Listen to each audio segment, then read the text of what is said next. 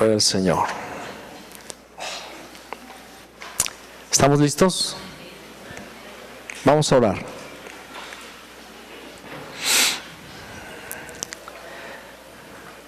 Señor, ponemos en este momento nuestras vidas en tus manos para que tú las moldees.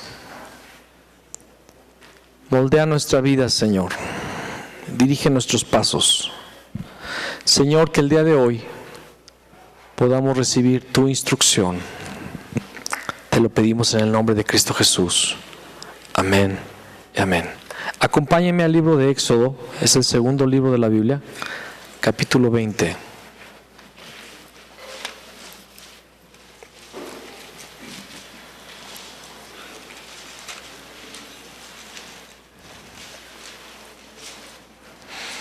Y vamos a leer rapidito desde el 1 al versículo 5.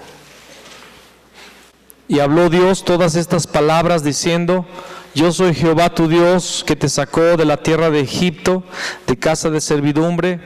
No tendrás dioses ajenos delante de mí. No te harás imagen ni ninguna semejanza de lo que esté arriba en el cielo, ni abajo en la tierra, ni en las aguas debajo de la tierra.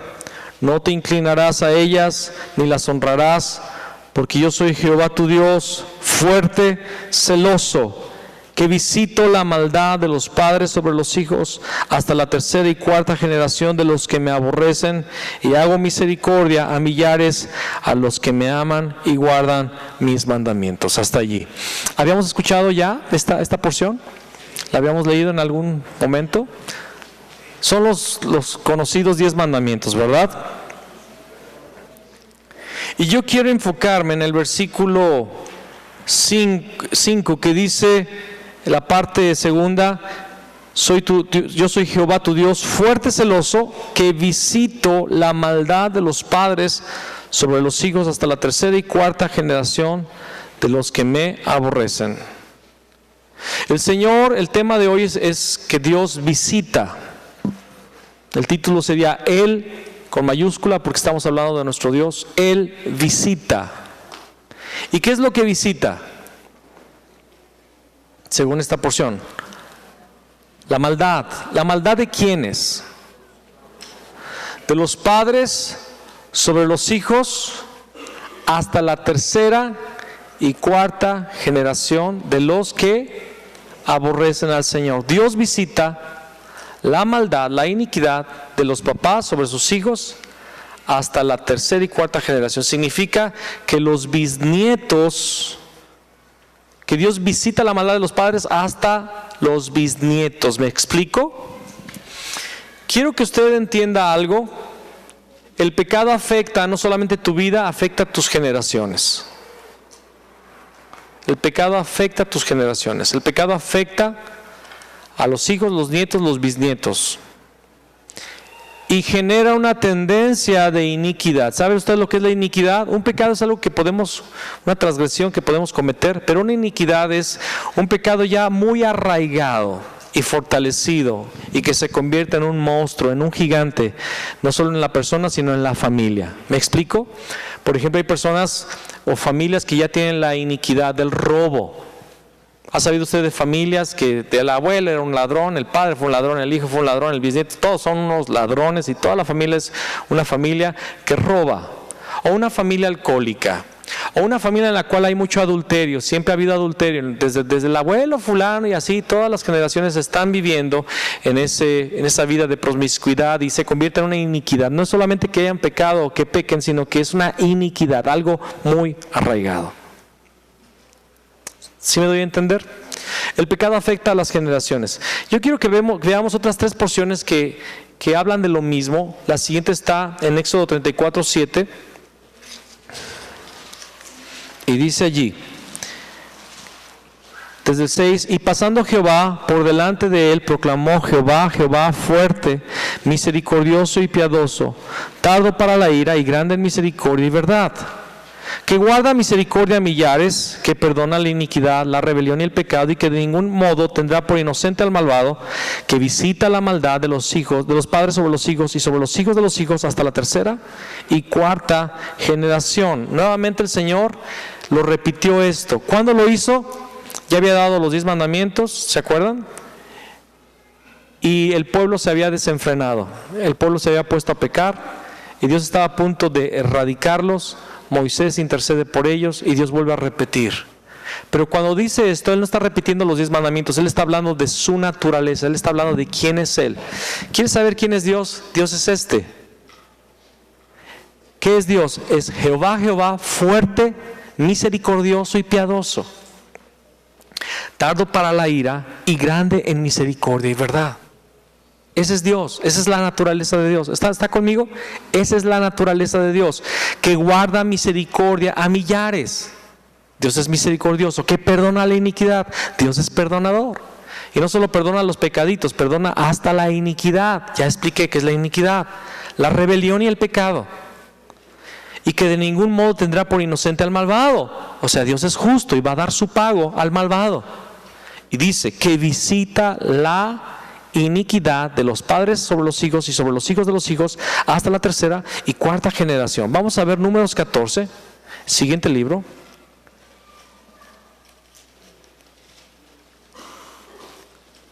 Números, bueno, 2 libros adelante, Números 14, 18.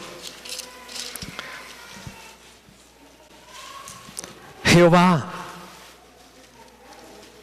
tardo para la ira y grande en misericordia, que perdona la iniquidad y la rebelión, aunque de ningún modo tendrá por inocente al culpable, que visita la maldad de los padres sobre los hijos hasta la tercera y cuarta generación. Ahora vamos a Deuteronomio, capítulo 5.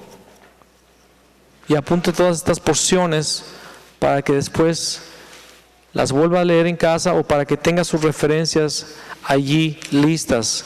Deuteronomio 5:9 dice: no te inclinarás a ellas ni las servirás, porque yo soy Jehová tu Dios, fuerte, celoso, que visito la maldad de los padres sobre los hijos hasta la tercera y cuarta generación de los que me aborrecen. Deuteronomio es la repetición de la ley. Amén. ¿Qué significa que Él visita la maldad? ¿Por qué Dios visita la maldad de los padres sobre los hijos hasta la tercera y cuarta generación? Quiero explicar lo siguiente.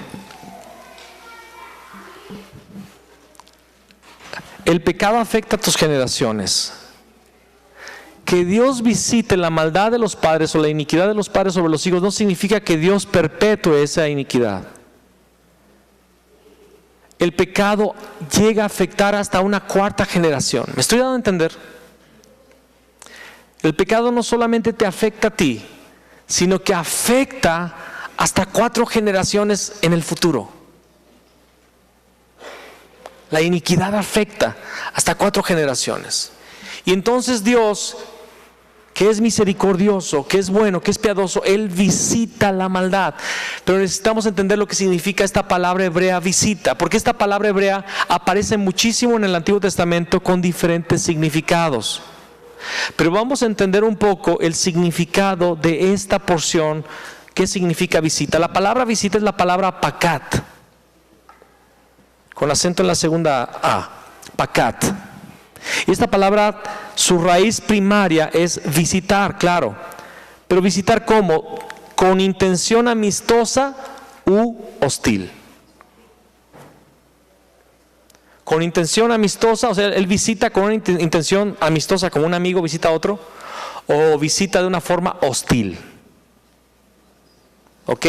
Pero voy a dar más significados todavía porque está muy profundo esto. Fíjense todo lo que significa esta palabra. Son varios significados.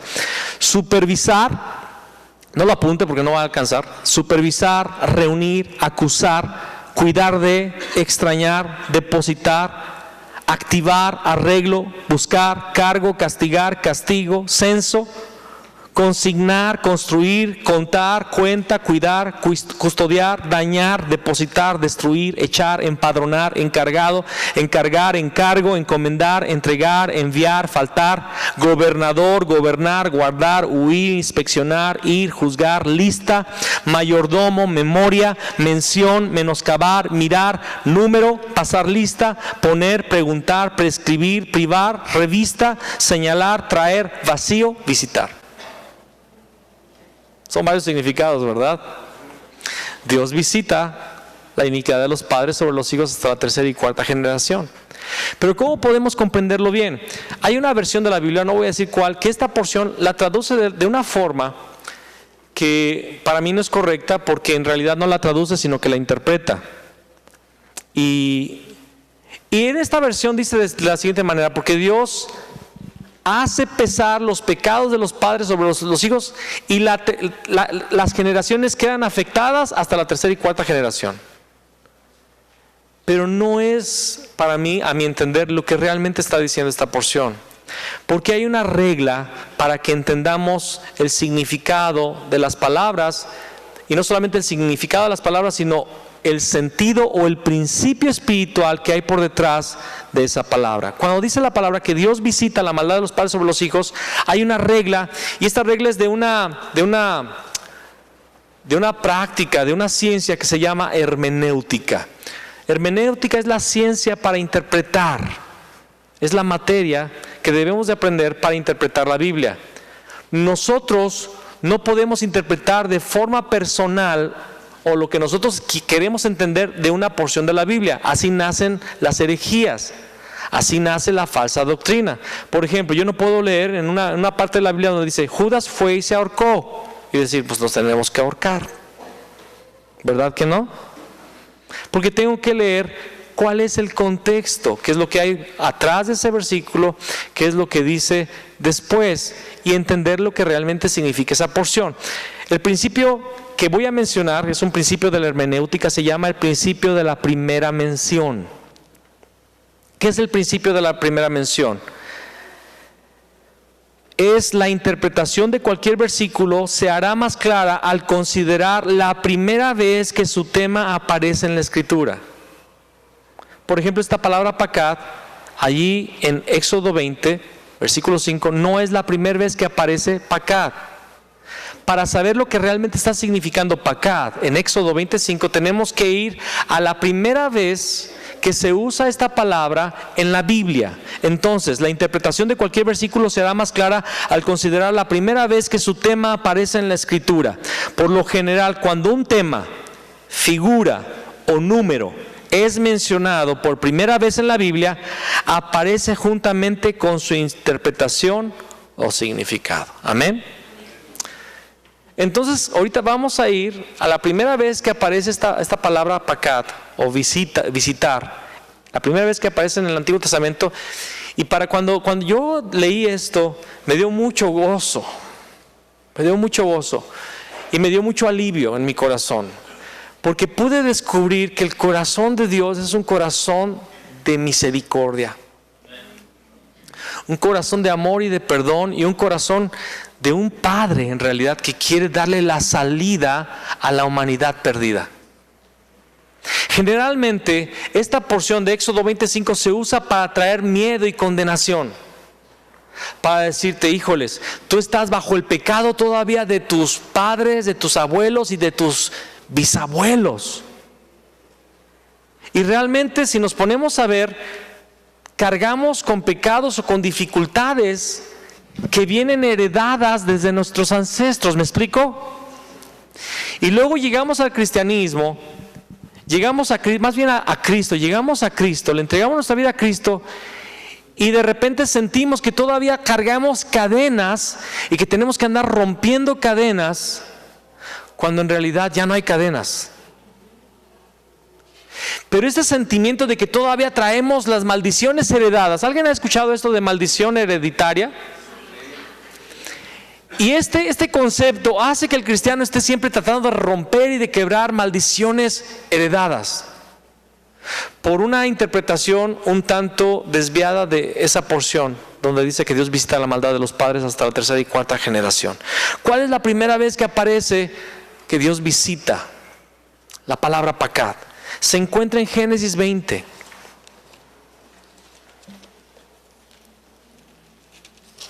Versículo 1.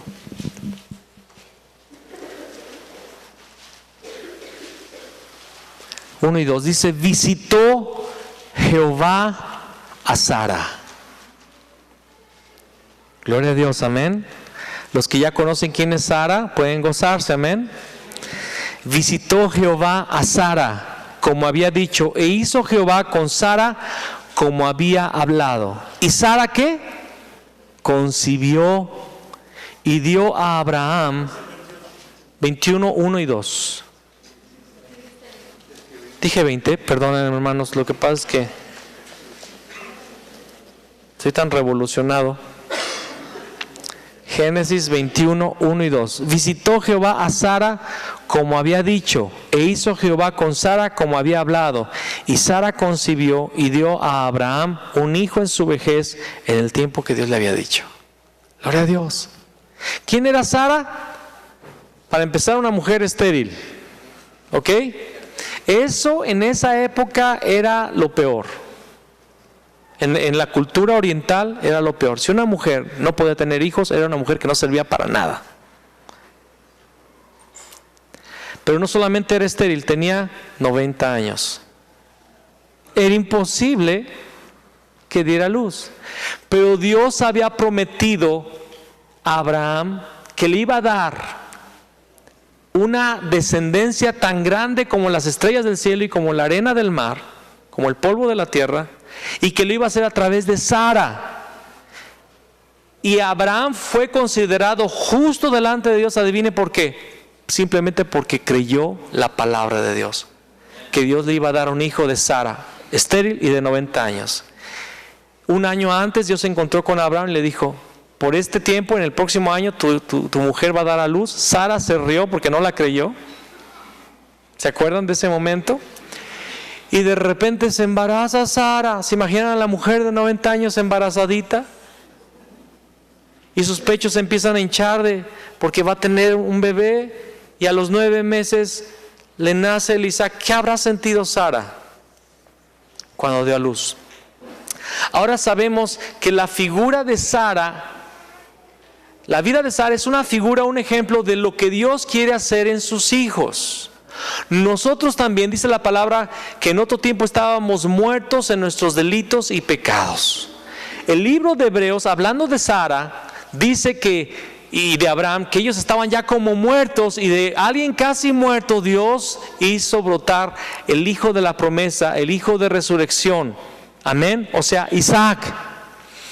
Y la sombra o la figura que arroja la vida de Sara es que Dios también nos visita a nosotros que estamos muertos en delitos y pecados, que no podemos dar vida, que no podemos generar salvación, que estamos destruidos, y viene y nos visita y nos saca de esa vida de esterilidad y engendra en nosotros la vida de Cristo.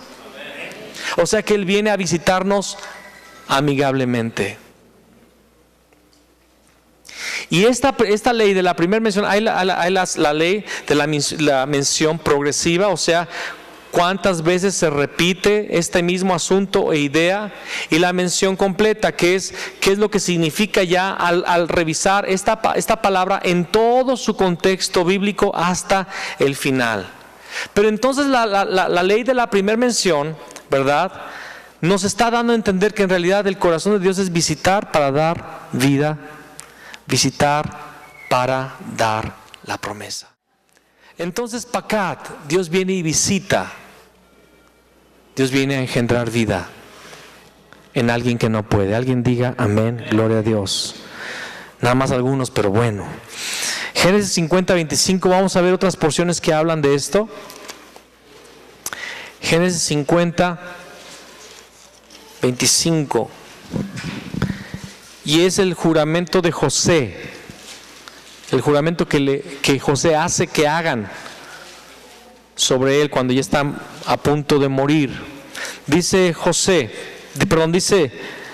Dice la palabra, e hizo jurar José a los hijos de Israel diciendo, Dios ciertamente os, ¿qué?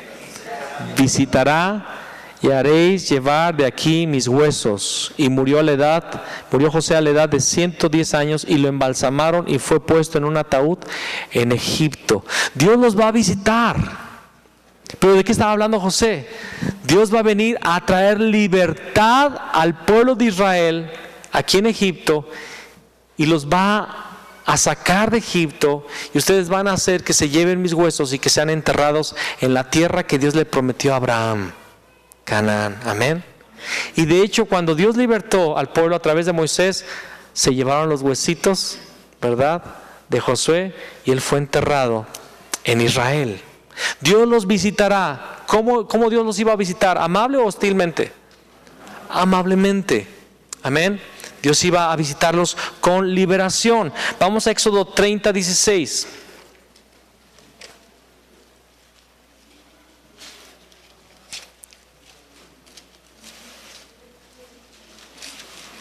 Éxodo 30, 16. Y tomarás de los hijos de Israel el dinero de las expiaciones y lo darás para el servicio del tabernáculo de reunión, y será por memorial a los hijos de Israel delante de Jehová para hacer expiación por vuestras personas. Creo que apunté mal la porción. Déjenme ver aquí en los otros apuntes. Disculpen un momento.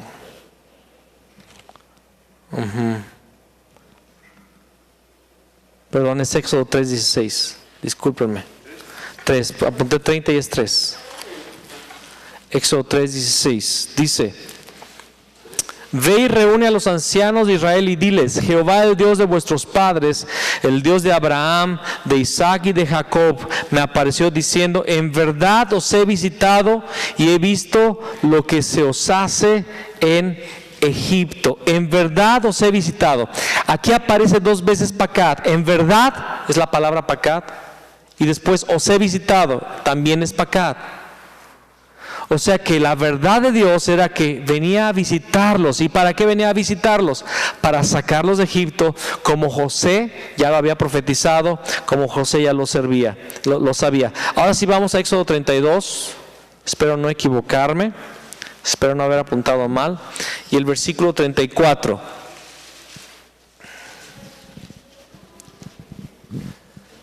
Dice allí: ve pues ahora, lleva a este pueblo a donde te he dicho, he aquí, mi ángel irá delante de ti, pero en el día del castigo, yo castigaré en ellos su pecado. Y Jehová hirió al pueblo porque habían hecho el becerro que formó a Aarón. Y aquí vemos que Dios visita también hostilmente. ¿Me explico? Aquí también aparece 2 veces la palabra pacat. Dice: pero en el día del castigo, y esta palabra castigo es pacat, yo castigaré. Pacat, visitar, castigar. Yo castigaré en ellos su pecado. El Señor vendría a castigar el pecado que habían cometido del becerro de oro, y porque no se habían arrepentido de hecho. Vamos a Levítico 18:25.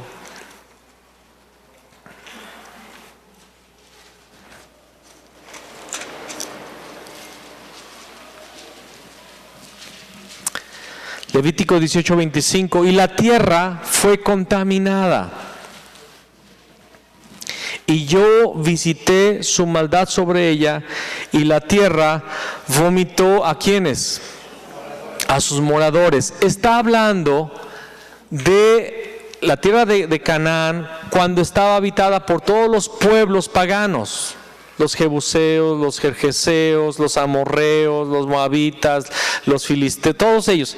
Dice que la tierra se contaminó por causa de la maldad de los moradores, y Dios visitó la tierra, y la tierra vomitó a sus moradores. ¿Sabes que la tierra clama por castigo, por juicio sobre los moradores de la tierra que hacen maldad y que hacen pecado? ¿Sabías tú eso? La palabra dice que Dios visitó entonces la maldad de aquella tierra y por eso Dios envió a Israel a destruir aquellos ejércitos. ¿Se acuerdan de Jericó? Que Dios dijo, cuando caiga Jericó, destruyan todo, no perdonen la vida a nadie. ¿Se acuerdan? ¿Se acuerdan de Saúl que Dios le dijo, mata, destruye a Amalek y destruye todo, hasta los niños de pecho, destruye todo? ¿Por qué? Porque Dios estaba visitando la maldad de esa generación que no había querido arrepentirse. Y hermano, entonces, ¿qué pasó con visito la maldad de los padres sobre los hijos? ¿Será que Dios no viene a castigar? Vamos a verlo de aquí a poco. Números 16:29. Números 16:29. Dice aquí: si como mueren todos los hombres murieren estos, o si ellos al ser visitados, Pacat, siguen la suerte de todos los hombres, Jehová no me envió. Aquí es el tiempo de la rebelión de Coré, Datán y Abiram. Se sublevaron contra Moisés y no se quisieron arrepentir. Y entonces Moisés convoca a toda la nación, convoca a estas tres familias y les dice: si como mueren todos los hombres mueren, si como mueren todos los hombres murieren esos, o si ellos al ser visitados, o sea, Dios iba a venir, siguen la suerte de todos los hombres, Jehová no me envió. Dios iba a visitar, pero en un momento más iba a manifestar si era hostilmente o amigablemente. ¿Cómo visitó Dios a Coré, Datán y Abiram? La tierra se abrió y los tragó vivos, a ellos, a sus familias y a sus pertenencias. Dios vino a visitarlos hostilmente, a castigar el pecado. Vamos a Ruth capítulo 1. Está después de Jueces. Ruth capítulo 1, versículo 6. Entonces se levantó con sus nueras y regresó de los campos de Moab, porque oyó en el campo de Moab que Jehová había visitado a su pueblo para darles pan. Amén.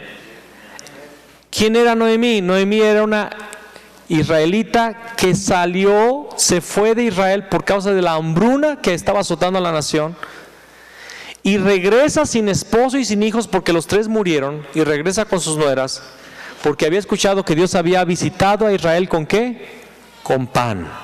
O sea que Dios estaba derramando misericordia una vez más sobre la nación. Vamos a volver a Éxodo 33, por favor, versículo 19.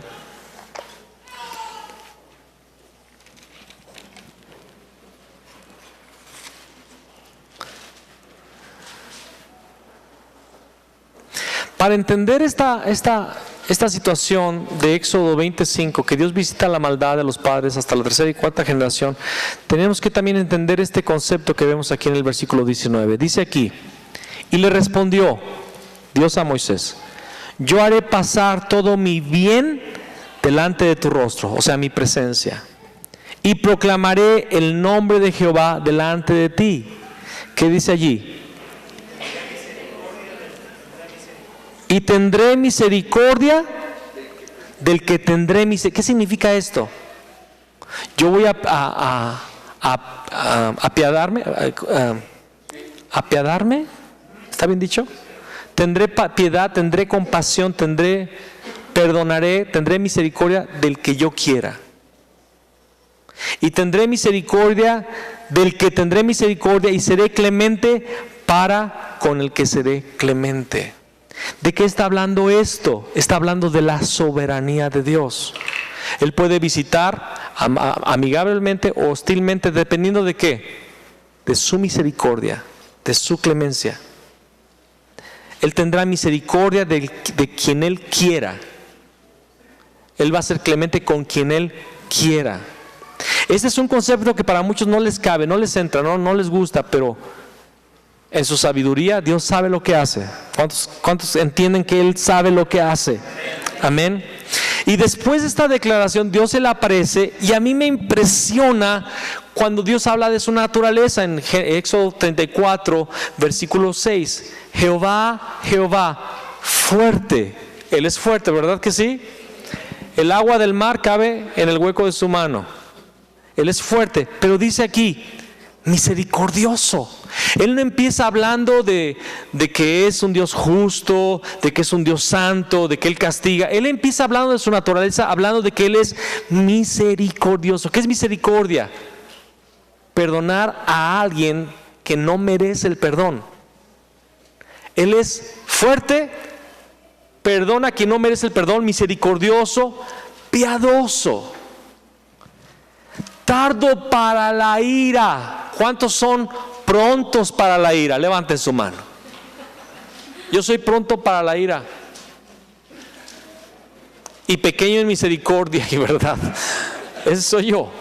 Que Dios me cambie. Pero Dios es tardo para la ira. ¿Qué significa? Que Dios aguanta mucho, soporta mucho por amor. Ahora, nadie esté tomando esto para abusar de su misericordia, porque su misericordia también tiene un límite y tiene un tiempo. Tardo para la ira y grande. Vuelve a repetir su misericordia, dice, y en misericordia y verdad que guarda, o sea, que hace misericordia a millares, que perdona, un Dios perdonador, que perdona la iniquidad, la rebelión y el pecado, y que de ningún modo tendrá por inocente al malvado, que visita la maldad de los padres sobre los hijos hasta la tercera y cuarta generación de los que le aborrecen.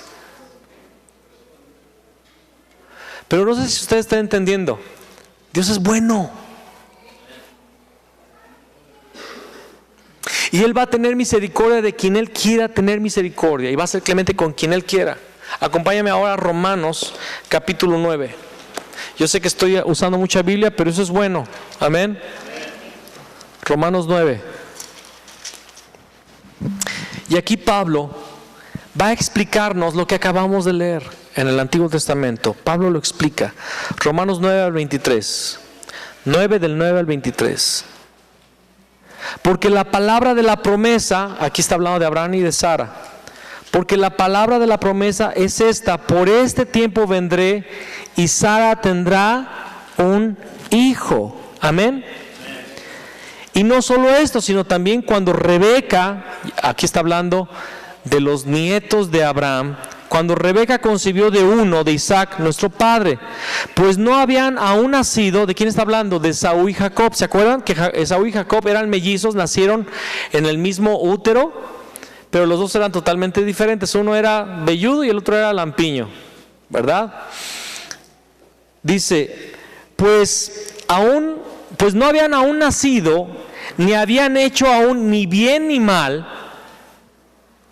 para que el propósito de Dios conforme a la elección permaneciese, no por las obras, sino por el que llama. ¿De qué está hablando aquí? Soberanía de Dios.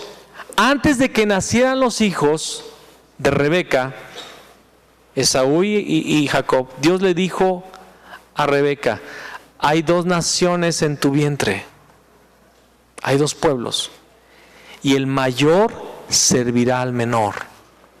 Y esto sorprende, ¿por qué? Porque los primogénitos, el mayor era Esaú, los primogénitos tenían la herencia, doble herencia, tenían la bendición del primogénito, y serían los siguientes patriarcas, los que darían el gobierno de la familia eran los primogénitos. Las bendiciones y las promesas de Abraham, dadas a Isaac, debían de pasar a Esaú, ¿me explico? Pero dice aquí la palabra, aún estaban los dos niños en el vientre y no habían hecho ni bien ni mal, y Dios bendijo al segundo. Y dijo que el mayor serviría al menor. Dice, para que el propósito de Dios conforme a la elección permaneciese, no por las obras, sino por el que llama. Se le dijo, el mayor servirá al menor, como está escrito, a Jacob amé, mas a Esaú aborrecí.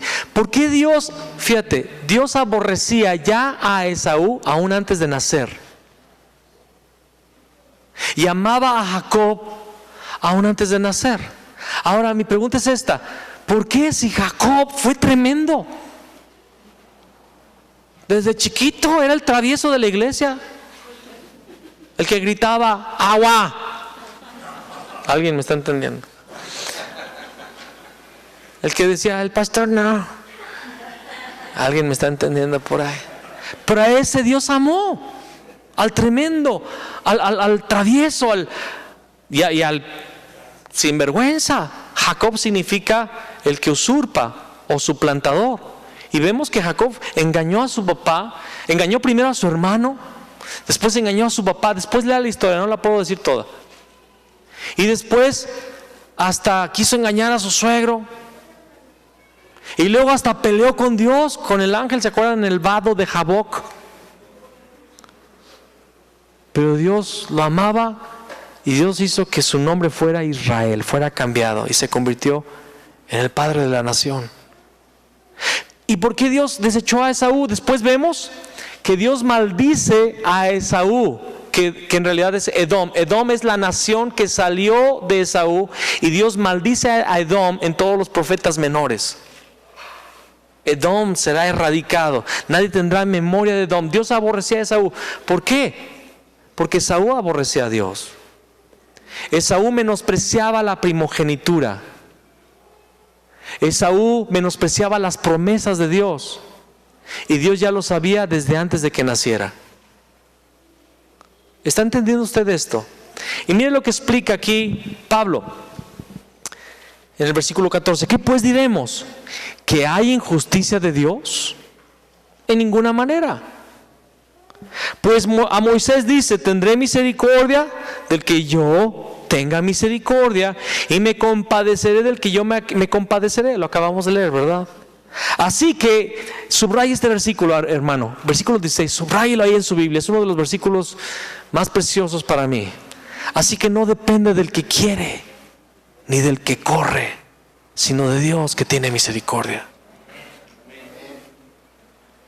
Esta porción es una porción que me da aliento a mí. Es que, hermano, yo me empuerqué en el mundo. Yo fui de lo peor. ¿Ha conocido a alguien bien peor? Yo era peor. Peor que el peor. Ni puedo decir peor porque es peor.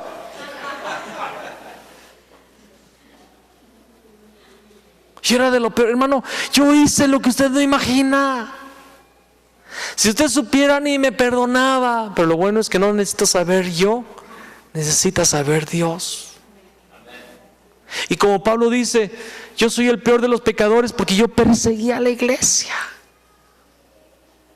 Estaba de acuerdo cuando mataban a Esteban, y Dios me salvó. ¿Por qué Dios salvó a Pablo? Porque Él tendrá misericordia de quien Él quiera tener misericordia, y se compadecerá de quien Él se quiere compadecer.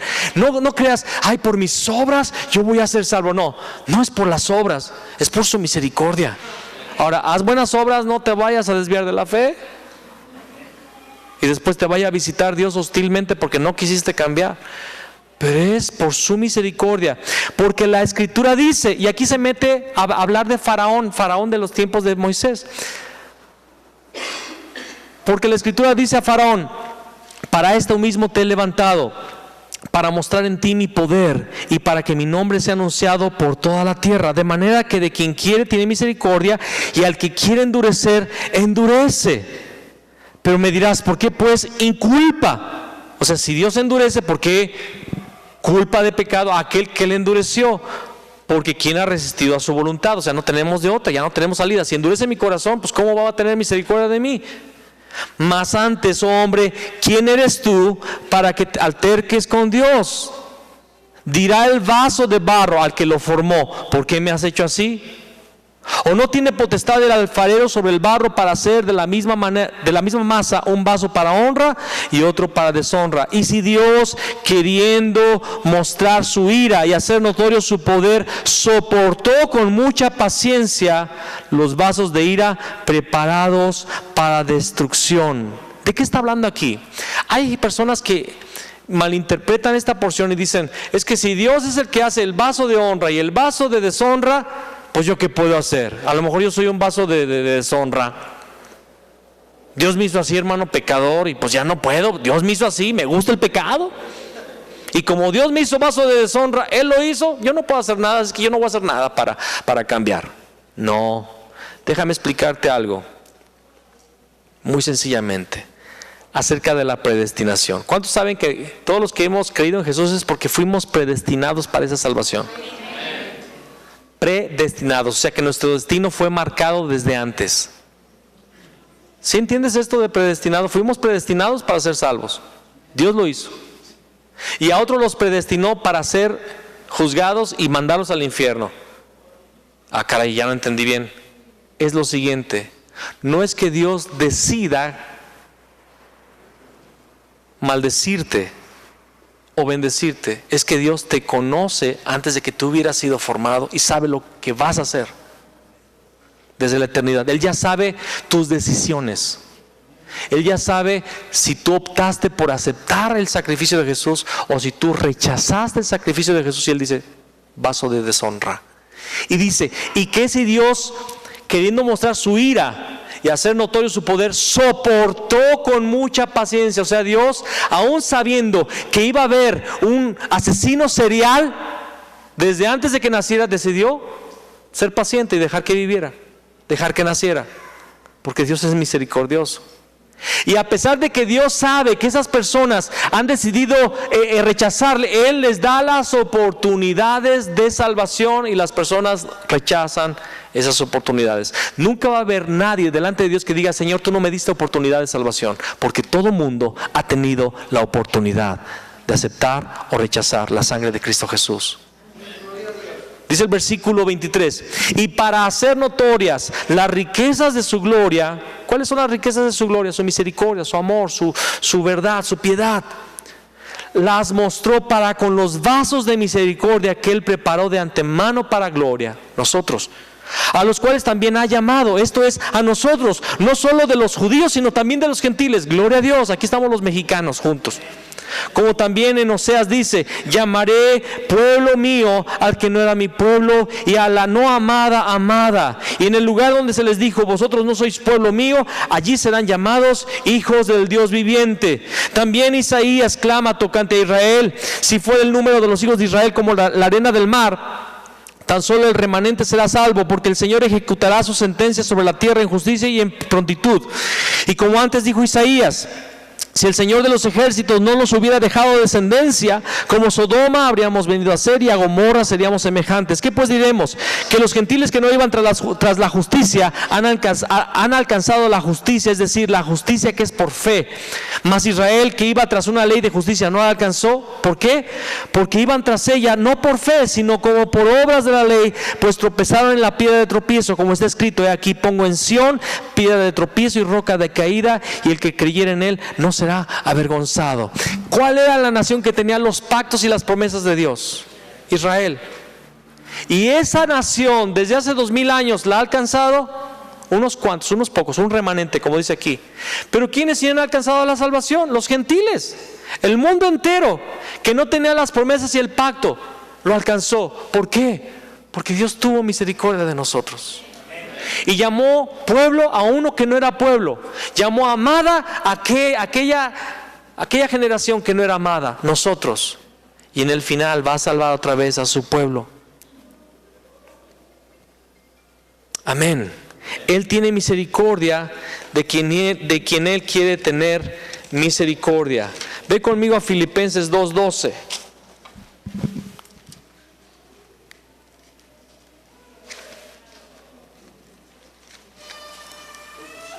2:12, y dice allí: por tanto, vamos a leer el 12 y el 13. Por tanto, amados míos, como siempre habéis obedecido, no como en mi presencia solamente, sino mucho más ahora en mi ausencia, ocupaos en vuestra salvación con temor y temblor, porque Dios es el que en vosotros produce así el querer como el hacer por su buena voluntad. Yo no sé si tú te estás dando cuenta del equilibrio, del balance de esta idea. Escúchame. Dios sabe quién va a ser salvo y quién no. Amén.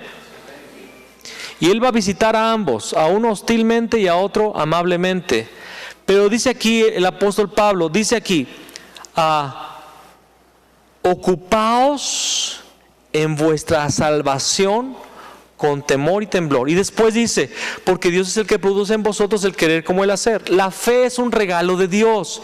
Tú creíste o tú crees en Jesús porque Dios te dio esa gracia de creer. Pero recuerda que tú necesitas ocuparte de tu salvación con temor y temblor, porque es algo muy precioso. Y es algo muy serio, muy delicado. No puedes jugar con tu salvación. Dios ya me predestinó, ya soy salvo, ya. No, ocúpate en tu salvación. ¿Y cómo nos ocupamos? Revisando nuestras vidas, cuáles son las obras que están manifestando nuestras obras. Nuestras obras, nuestros frutos manifiestan qué tipo de árbol somos. Si somos un árbol bueno, vamos a dar frutos buenos. Si somos un árbol malo, vamos a dar frutos malos. Y es ahí donde tenemos que decir: Dios, ten misericordia de mí. Yo no quiero ser un Esaú. Yo no quiero ser un faraón, que el corazón se endureció hasta el punto que ya no encontró la salvación. ¿Están conmigo? Vamos a Jeremías 31.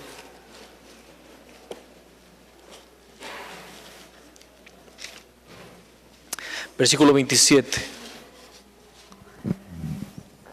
He aquí vienen días, dice Jehová, en que sembraré la casa de Israel y la casa de Judá de simiente de hombre y de simiente de animal, y así como tuve cuidado de ellos para arrancar y derribar y trastornar y perder y afligir, tendré cuidado de ellos para edificar y plantar, dice Jehová. En aquellos días no dirán más: los padres comieron las uvas agrias y los dientes de los higos tienen la dentera, sino que cada cual morirá por su propia maldad. Los dientes de todo hombre que comiere las uvas agrias tendrán la dentera. He aquí que vienen días, dice Jehová, en los cuales haré nuevo pacto con la casa de Israel y con la casa de Judá, no como el pacto que hice con sus padres el día que tomé su mano para sacarlos de la tierra de Egipto, porque ellos invalidaron mi pacto, aunque yo fui un marido para ellos, dice Jehová. Pero este es el pacto que haré con la casa de Israel después de aquellos días, dice Jehová: daré mi ley en su mente y la escribiré en su corazón, y yo seré a ellos por Dios y ellos me serán por pueblo. Y no enseñará más ninguno a su prójimo ni ninguno a su hermano diciendo: conoce a Jehová, porque todos me conocerán, desde el más pequeño de ellos hasta el más grande, dice Jehová, porque perdonaré la maldad de ellos y no me acordaré más de su pecado. Amén. En Israel había un refrán: los padres comieron las uvas agrias y los dientes de los higos tienen la dentera. ¿Qué significaba esto? El papá pecó y afectó al hijo, y el hijo le toca parte del castigo, o el castigo al papá le toca también al hijo porque es su hijo. Va a llegar un día en que ya no van a decir eso. ¿Por qué? Porque voy a hacer una obra nueva, un nuevo pacto, no como el pacto que hice con Israel en el desierto, porque ellos invalidaron el pacto, que era el pacto de las obras, de la ley. Israel no pudo cumplir la ley. Pero el nuevo pacto es el pacto que es a través de Cristo Jesús. Él ha puesto sus leyes en nuestra mente y en nuestro corazón para conocer a Dios personalmente, sin un intermediario, solamente Cristo Jesús. Y ya dice aquí que los hijos no van a morir por la maldad de los padres. Versículo 30, sino que cada cual morirá por su propia maldad. Los dientes de todo hombre que comiere las uvas agrias tendrán la dentera. O sea, cada uno va a morir por su propio pecado. Y ya no tenemos que luchar con las maldiciones heredadas. Amén. Entonces, ¿qué significa que Él visita la maldad de los padres sobre los hijos hasta la tercera y cuarta generación? Dios viene a cada generación que está llena de pecado, tratando de salvarla, buscando salvarla. Dios es fuerte, misericordioso, piadoso, tardo para ira y grande en misericordia y verdad. Hace misericordia a millares. Y, voy a parafrasear, y viene sobre cada generación hasta la tercera y la cuarta, que está encadenada a la maldad, viene buscando producir la vida de Cristo Jesús en ella. Estamos viendo el contexto de lo que significa Pacat. Vamos a ver ahora Ezequiel 18. Esta porción es muy clara y aclara mucho el concepto, y está en el Antiguo Testamento, es lo más impresionante. Dice Ezequiel 18, vino a mí palabra de Jehová. Para los que piensan que el Antiguo Testamento era pura justicia y puro castigo, no, Dios siempre ha sido un Dios misericordioso, desde el pasado también.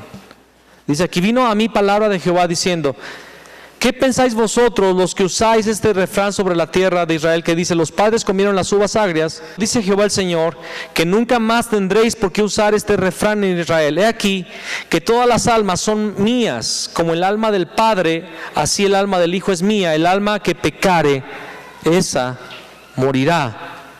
Y el hombre que fuere justo e hiciere según el derecho y la justicia, que no comiere sobre los montes, ni alzare sus hijos, está hablando de la adoración idolátrica, ni alzare a sus ojos a los ídolos de la casa de Israel, ni violare a la mujer de su prójimo, adulterio, ni se llegara a la mujer menstruosa, ni oprimiere a ninguno, que al deudor devolviere su prenda, que no cometiere robo, y que diere de su pan al hambriento, y cubriere al desnudo con vestido, que no prestare a interés, ni tomare usura, que de la maldad retrajere su mano e hiciere juicio verdadero este hombre entre hombre y hombre, en mis ordenanzas caminare y guardare mis decretos para hacer rectamente, este es justo, este vivirá, dice Jehová el Señor. Mas si engendrare hijo ladrón, o sea, el papá es justo y tiene un hijo injusto, mas si engendrare un hijo ladrón, derramador de sangre, o que haga alguna cosa de estas, y que no haga las otras cosas justas, sino que comiere sobre los montes, idolatría, o violare la mujer de su prójimo, promiscuidad sexual, al pobre y menesteroso oprimiere, corrupción, cometiere robos, no devolviere la prenda, o alzare sus ojos a los ídolos, e hiciere abominación, prestare interés y tomare usura, ¿vivirá este por el papá? Porque el papá era muy bueno. No vivirá, no vivirá. Todas estas abominaciones hizo, de cierto morirá, su sangre será sobre él. Pero si éste engendrare hijo, ahora está hablando del nieto. Está quedando claro, ¿verdad? Las generaciones. Pero si éste engendrare hijo, el cual viere todos los pecados que su padre hizo, y viéndolos no hiciere según ellos, no comiere, y dice todas las mismas cosas. Dice aquí en el versículo 17, parte B, este no morirá por la maldad de su padre, de cierto vivirá. Su padre, por cuanto hizo agravio, despojó violentamente al hermano, e hizo en medio de su pueblo lo que no es bueno. He aquí que él morirá por su maldad. Entonces, el padre que es justo va a vivir por su justicia. Tiene un hijo que es perverso, por la justicia del padre va a vivir, no, él va a morir por su propio pecado. Pero luego viene el nieto, y el nieto vuelve a hacer la justicia porque no quiere ser como el papá. ¿Va a pagar los pecados del padre? No, él va a vivir por su justicia. Pero ahora viene otra parte, y para que temamos los que estamos en Cristo, lea el siguiente versículo.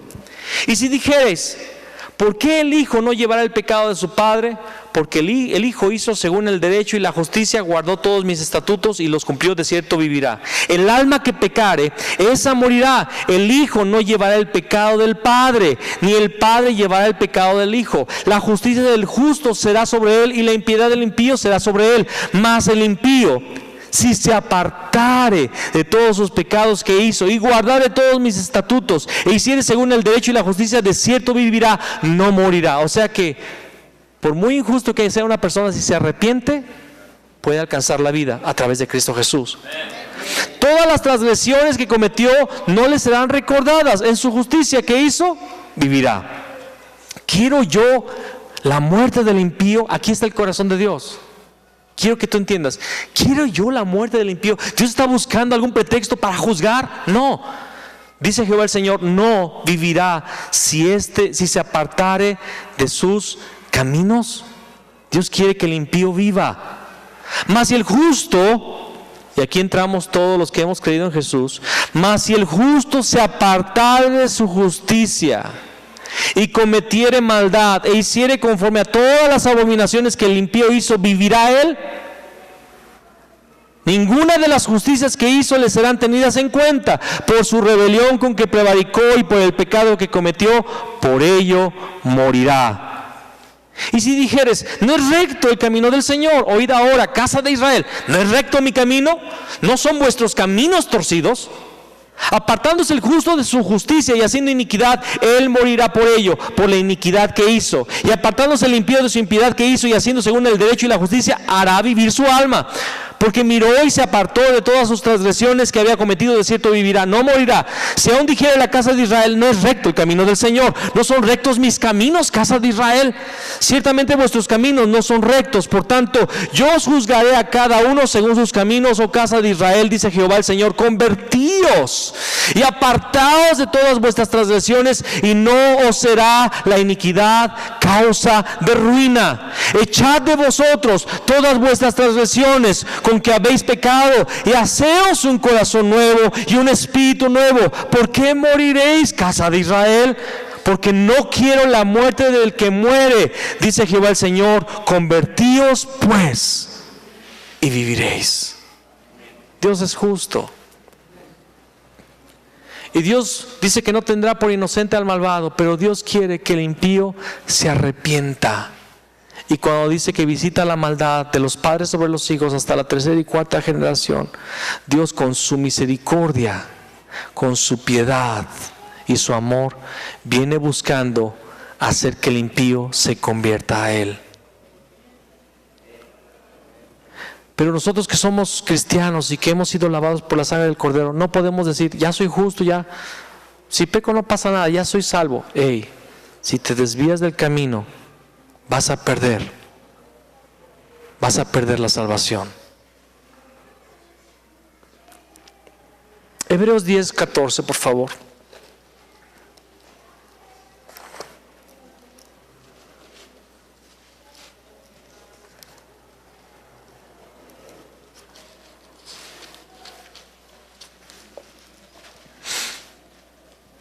Hebreos 10:14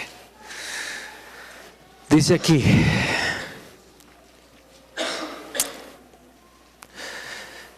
porque con una sola ofrenda, y está hablando de Cristo Jesús. ¿Cuál fue la ofrenda que hizo Cristo?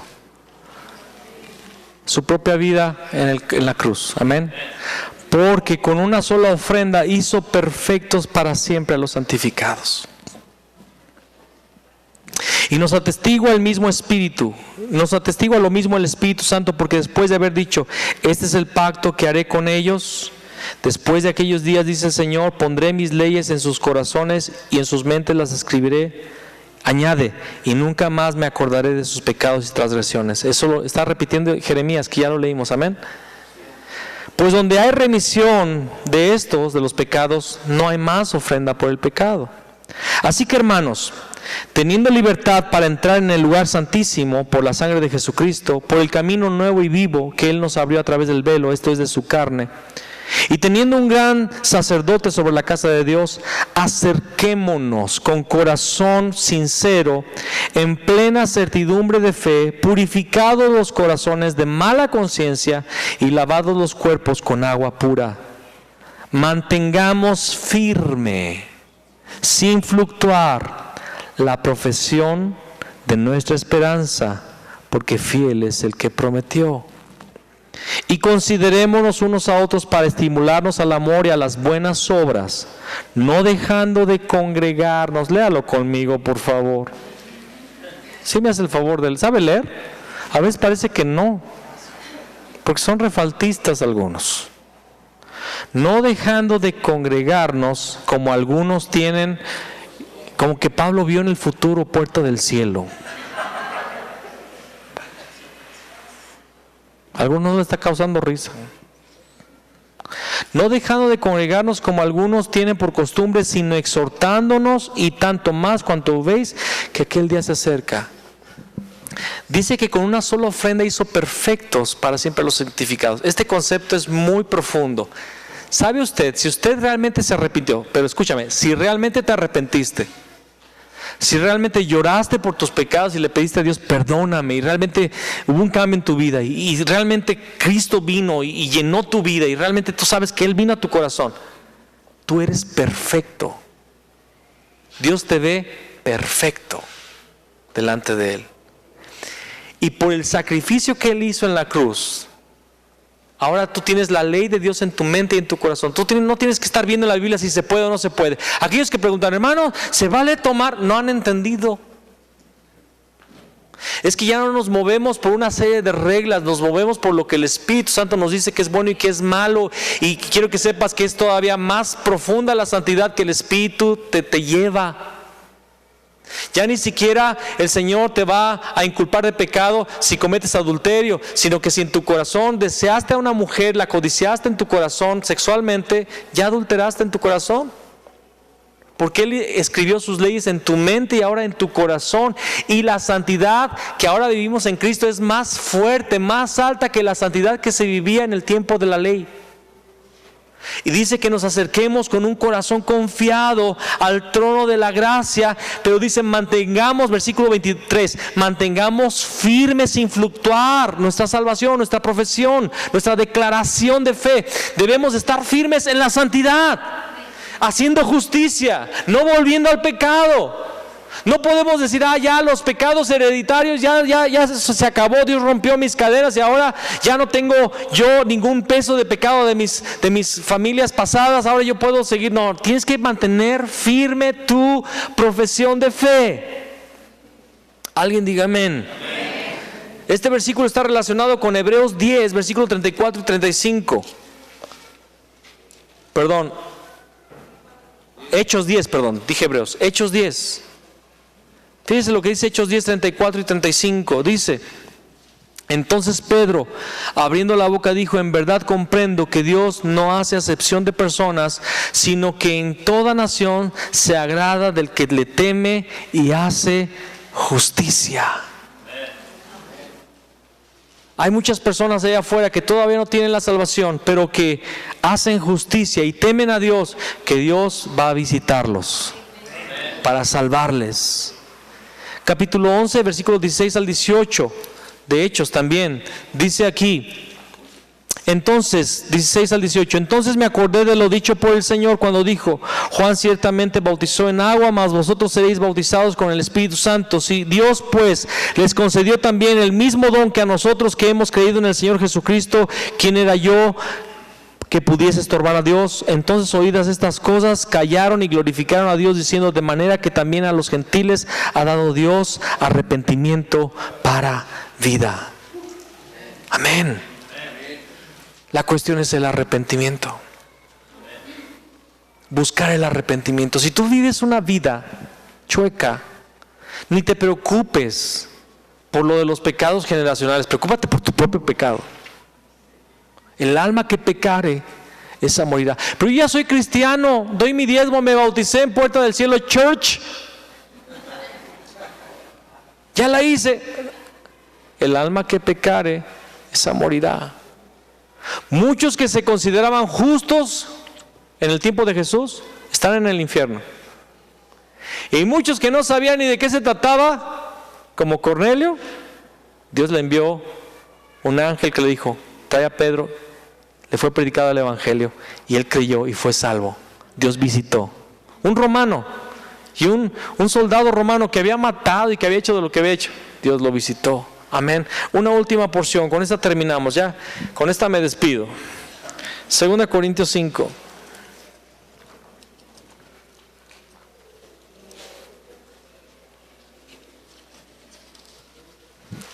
Versículo 17.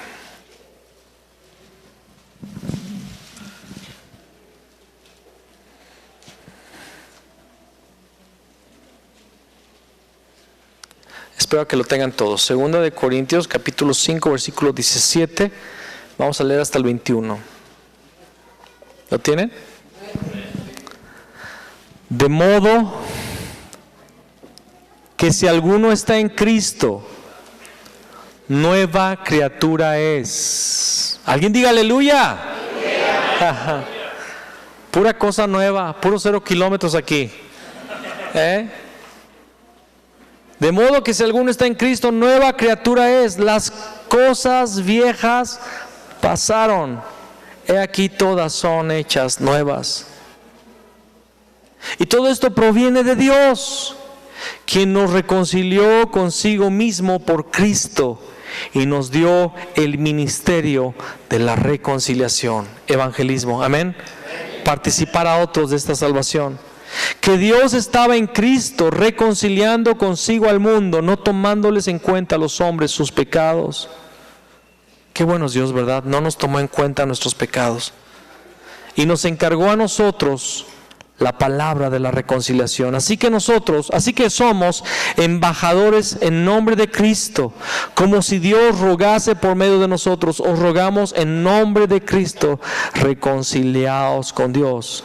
Al que no conoció pecado, por nosotros lo hizo pecado, para que nosotros fuésemos hechos justicia de Dios en Él.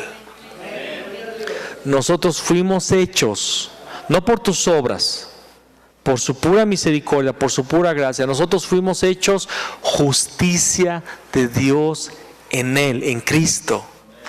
Si alguno está en Cristo, la clave es estar en Cristo. Si tú no estás en Cristo el día de hoy, te invito a reconciliarte con Dios.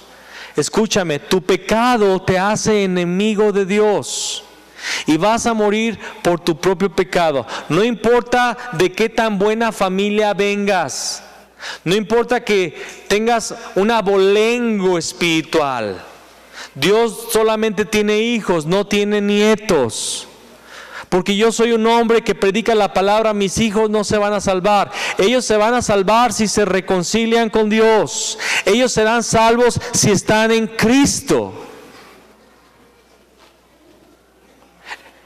De modo que si alguno está en Cristo, nueva criatura es. Las cosas viejas pasaron, todas son hechas nuevas. Y esta nueva vida es para proclamar el Evangelio, para hablar que Dios quiere que las personas se reconcilien con Dios. Dios quiere hacernos justos a través de Cristo Jesús. Y aquellos que hemos sido justificados y sido hechos justicia de Dios en Él, tenemos que caminar en justicia. En justicia. Dios va a depurarnos en estos tiempos. Dios está trayendo nuevamente, Dios está otra vez soplando con su aventador sobre el trigo, haciendo que la paja, la basura se vaya. La palabra dice que el hacha ya está puesta a la raíz de los árboles, y todo árbol que no produce buen fruto será cortado y será echado al fuego. Está hablando del infierno, está hablando del lago de fuego. Pero Dios no quiere que el impío perezca, Dios quiere que todos sean salvos. ¿Qué necesitamos hacer? Reconciliarnos con Dios. Si tú estás enemistado con Dios por causa de tu pecado, reconcíliate en este día con Dios. Y si tú estás viviendo en la fe en Cristo Jesús, buscando ser justo, buscando continuar en esa justicia, afírmate en la fe. Mantén firme tu profesión, tu declaración de que Jesús es el Cristo. Amén. Ponte de pie, por favor.